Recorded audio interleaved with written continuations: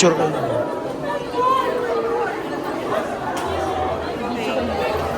To achieve the highest record-breaking television rating, still the undisputed most popular television program, primetime drama. Congratulations to FPJ's Batang Quiapo.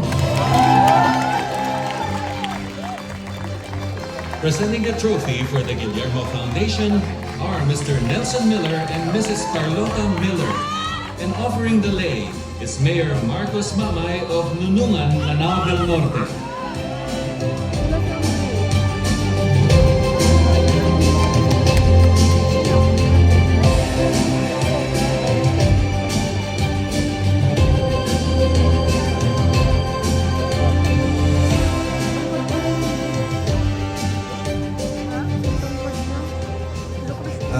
Good evening po sa inyong lahat.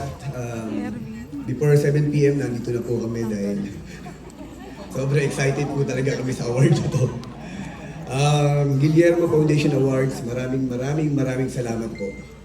Alam nyo, ang lahat ng mga sugat, pasa, sakit ng katawan, puyat, lahat ng hirap po talaga pinagdadaanan namin para sa show na to sa Batang Quiapo.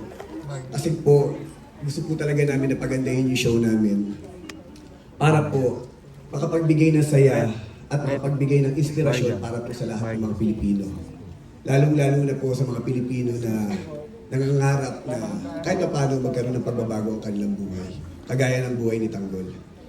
Inaalay ko po itong karangalan na ito para po sa aming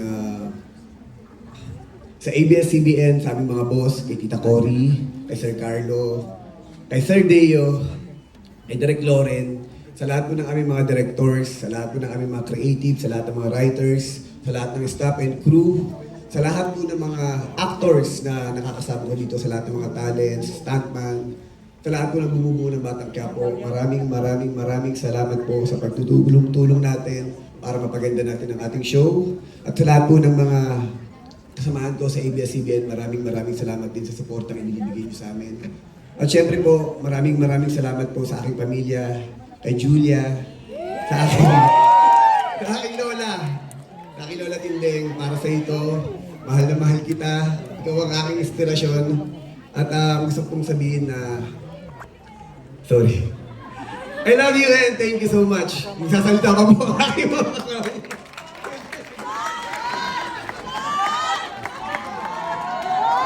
Good evening po. Salamat po, maraming salamat sa lahat ng sumusuporta gabi-gabi sa Batang Quiapo. Maraming salamat po. Para sa inyo po lahat to. Thank you, Guillermo. Salamat sa suporta nyo gabi-gabi sa Batang Quiapo. It's an honor. Thank you.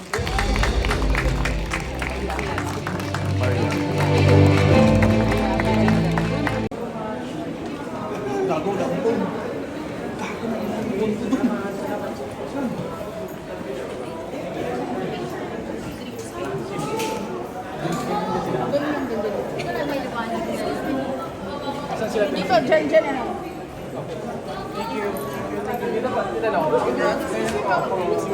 Congrats. Salamat.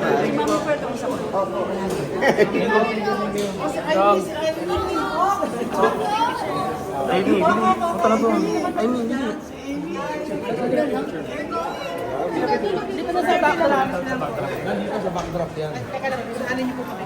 Sige po. Kuya, hindi namin ma-interview kuya sila nila.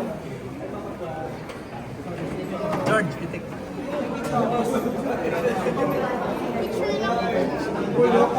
Papa! Picture mo na daw. Dito po muna.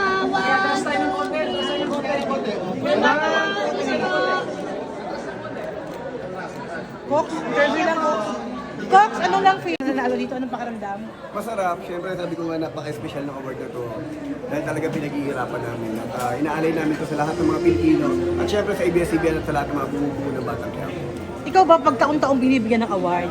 Nakakasanayan ba or Ay, hindi. kabado pa rin tayo Kanina sa'yo? nervous nga eh. Kaya pagdating dun sa stage, medyo nanginginig yung tuhod namin, nagbabakal kami. Sabi ko nga kanina nung sa speech ko, before 7 p.m. nandito na kami dahil Ang aga mo. Sobrang kami excited talaga para matanggap yung award na to kasi talagang pinaghihirapan namin siya. Hindi siya yung parang natutsambahan lang or siniswerte lang.